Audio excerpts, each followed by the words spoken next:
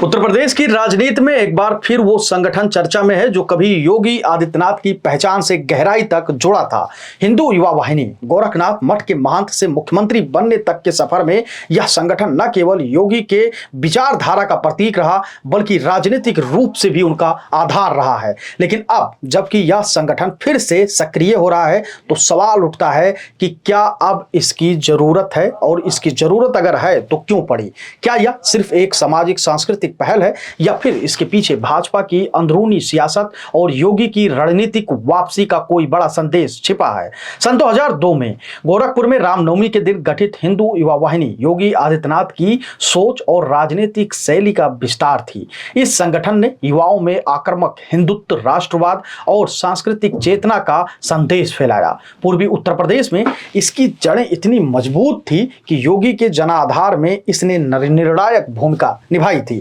लेकिन 2017 में जब योगी आदित्यनाथ मुख्यमंत्री बने तब उन्हें सत्ता की संस्थागत मर्यादाओं का पालन करना पड़ा। प्रशासनिक जिम्मेदारियों और भाजपा के केंद्रीय नेतृत्व के दबावों के चलते हिंदू युवा वाहिनी को नेपथ्य में डालना पड़ा, यानी कि उसको रोक दिया गया, उसमें कोई सदस्य एंट्री न कर पाए। अब एक बार फिर यह संगठन चर्चा में है। उत्तराखंड में सदस्यता अभियान 5 करोड़ नए सदस्यों को जोड़ने की योजना और ऋषिकेश के अवधूत बाबा अरुण गिनी को संरक्षक मंडल में शामिल करना, ये सब संकेत है कि योगी आदित्यनाथ फिर से अपनी स्वतंत्र जना आधार की तैयारी कर रहे हैं।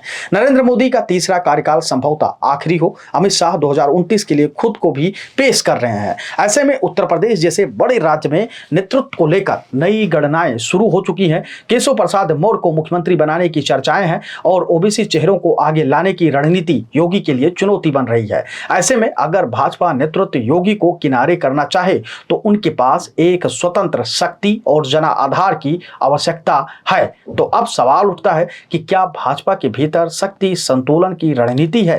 हिंदू युवा वाहिनी को पुनर्जीवित करने का तात्पर्य केवल सांस्कृतिक जागरूकता नहीं बल्कि भाजपा नेतृत्व के लिए एक साफ राजनीतिक संदेश भी है। योगी आदित्यनाथ केवल भाजपा के नहीं, एक वैचारिक और जन संघर्ष से निकले नेता हैं जिनका अपना नेटवर्क है और अनुयायियों की फौज है।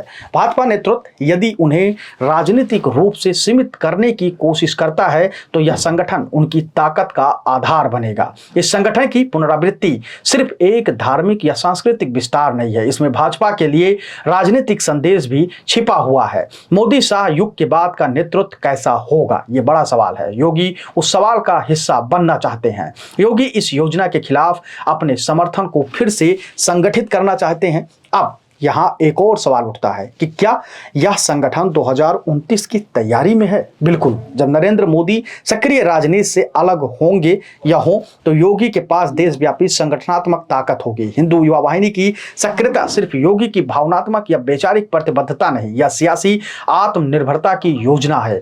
भाजपा की राजनीति आज जिन अंतर विरोधों और असमंजसों से गुजर रही है, मोदी के बाद का नेतृत्व, केंद्र और राज्यों के बीच तालमेल, जातीय समीकरणों का पुनर्गठन, उसमें योगी आदित्यनाथ यह सुनिश्चित करना चाहते हैं कि वो दर्शक नहीं है, निर्णायक भूमिका में है।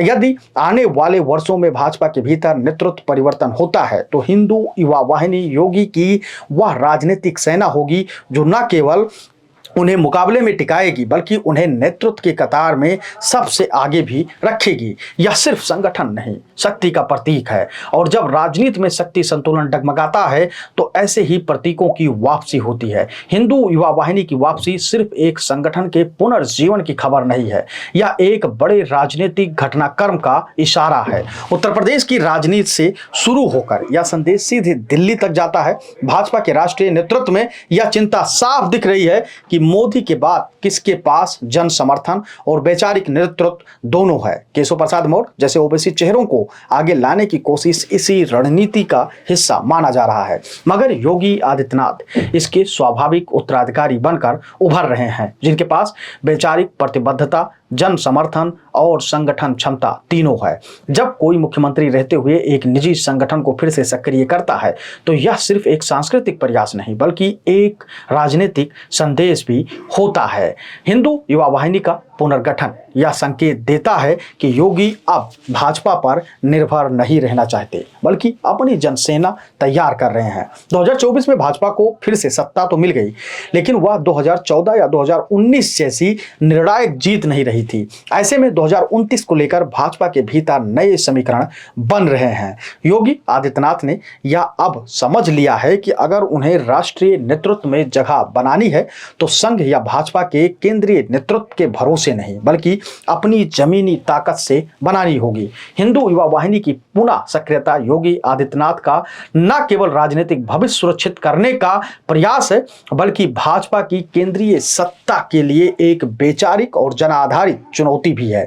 यह वापसी केवल संगठन की नहीं, बल्कि सत्ता में स्वतंत्रता की मांग का उद्घोष भी माना जा रहा है, क्योंकि लगातार ये बातें होती रही हैं कि यूपी में कुछ बड़ा होने वाला है, योगी के मन मुताबिक कोई प्रदेश अध्यक्ष नहीं बनेगा। शाह और योगी में इस बात का टकराव रहता है कि कौन केंद्र में मोदी के बाद प्रधानमंत्री पद का दावेदार होगा। इस बात को लेकर तरह तरह की बातें होती है, लेकिन जिस प्रकार से 2022 चुनाव के बाद देखा गया था कि उतना एक्टिव नहीं रहता हिंदू युवा वाहिनी, लेकिन 2024 के आते आते एक बार फिर से उसमें सक्रियता दिखी है। और बीते दिनों जिस प्रकार से उत्तराखंड में एक बार फिर से ये कस्में खाई गई, ये सौगंध लिया गया और ये कहा गया कि आप 5 करोड़ सदस्यों को नया हिंदू युवा वाहिनी में जोड़ना है पूरे देश भर में। इसके लिए व्यापक प्रचार प्रसार किया जाएगा, आंदोलन किया जाएगा, बातें रखी जाएंगी और जन समस्याओं को सुलझाया जाएगा। उससे एक बात तो साफ है कि एक बार फिर से हिंदू युवा वाहिनी जो योगी आदित्यनाथ के द्वारा बनाया हुआ संगठन है वो एक्टिव हो रहा है।